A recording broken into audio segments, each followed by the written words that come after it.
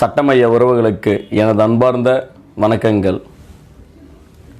இன்றைக்கி நம்ம பார்க்கக்கூடிய விஷயம் வந்து பார்த்திங்கன்னா, இந்த சட்டப்பேரவையில் சொல்லக்கூடிய விதி எண் 110 அப்படின்னு சொல்லுவாங்க. அதாவது நீங்கள் நியூஸை பார்த்துருந்தாலுமே தெரியும், சட்டப்பேரவையில் வந்து பார்த்திங்கன்னா 110 விதியின் கீழே வந்து இது எல்லாத்தையும் வந்து அமல்படுத்திட்டாங்க அப்படின்னு சொல்லுவாங்க.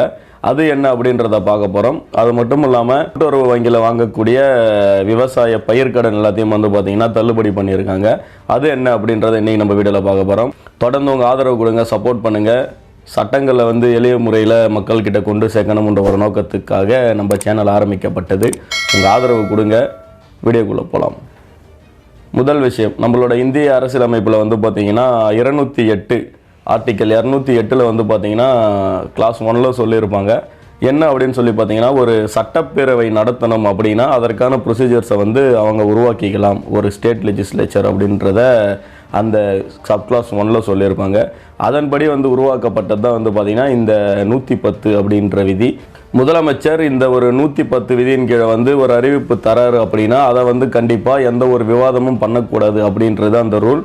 அது மட்டும் இல்லாமல் அதை வந்து அமல்படுத்தணும் அப்படின்றத வந்து பார்த்திங்கன்னா இந்த 110 விதி சொல்லியிருக்கு. இந்த 110 கீழ் வந்து பார்த்திங்கன்னா ஒரு பொது முக்கியத்துவம் வாய்ந்த ஒரு முக்கியமான ஒரு பொருளையோ அல்லது வந்து பார்த்திங்கன்னா ஒரு முக்கியமான ஒரு அறிவிப்பை வெளியிடணும் அப்படின்னா இந்த 110 விதியை பயன்படுத்தி நீங்கள் வந்து அதற்கான ஒரு அறிவிப்பை வந்து தரலாம் அப்படின்னு சொல்லி இந்த விதியை 110 சொல்லுது. இதில் ஒரு அறிவிப்பு விடுறாங்க அப்படின்னா கண்டிப்பாக நம்ம சொன்ன மாதிரி அதை வந்து விவாதமே இருக்கக்கூடாது, அதை வந்து உடனடியாக வந்து அமல்படுத்திடுவாங்க. இதுதான் வந்து பார்த்திங்கன்னா இந்த 110 விதி சொல்கிறது. ஒரு வேளை வந்து ஒரு மினிஸ்டர் வந்து ஒரு 110 விதியின் கீழ் வந்து ஒரு அறிவிப்பு கொடுக்கணும் அப்படின்னா சட்டப்பேரவை தலைவருக்கும் அப்புறம் வந்து சட்டப்பேரவை செயலருக்கும் வந்து பார்த்திங்கன்னா அதற்கான ஒரு படிவத்தை கொடுத்துட்டு அவர் வந்து பார்த்திங்கன்னா இந்த அறிவிப்பை அவங்களோட அனுமதியோடு வந்து கொடுக்கலாம் அப்படின்னு சொல்கிறது தான் வந்து பார்த்திங்கன்னா இந்த 110 விதி அப்படின்றது. இந்த விவசாய கடன் தள்ளுபடி வந்து பார்த்திங்கன்னா 12,110 கோடி வந்து பார்த்திங்கன்னா அவ்வளோ தொகையை வந்து வேவர் பண்ணியிருக்காங்க, அதாவது தள்ளுபடி பண்ணியிருக்காங்க. இதன் வகையில் வந்து பார்த்திங்கன்னா கிட்டத்தட்ட ஒரு 12 லட்சம் விவசாயிகள் இதனால் வந்து ஒரு பயன்பெறுவாங்க அப்படின்ற ஒரு விஷயத்தையும் சொல்லியிருக்காங்க. நல்ல விஷயம்.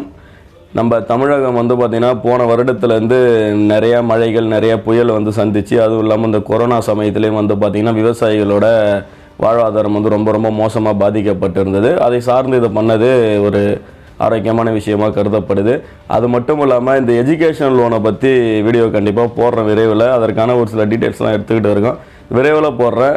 எஜுகேஷன் லோன் சம்மந்தமாக உங்களுக்கு வீடியோ வேணுமா அப்படின்றத மறக்காமல் கீழே கமெண்ட் பண்ணுங்கள். தொடர்ந்து உங்கள் ஆதரவு கொடுங்க, சப்போர்ட் பண்ணுங்கள். இந்த வீடியோவில் ஏதாவது குறை நிறைகள் இருந்ததுன்னா மறக்காமல் கீழே கமெண்ட் பண்ணுங்கள். இன்னொரு வீடியோவில் சந்திக்கிறேன். நன்றி.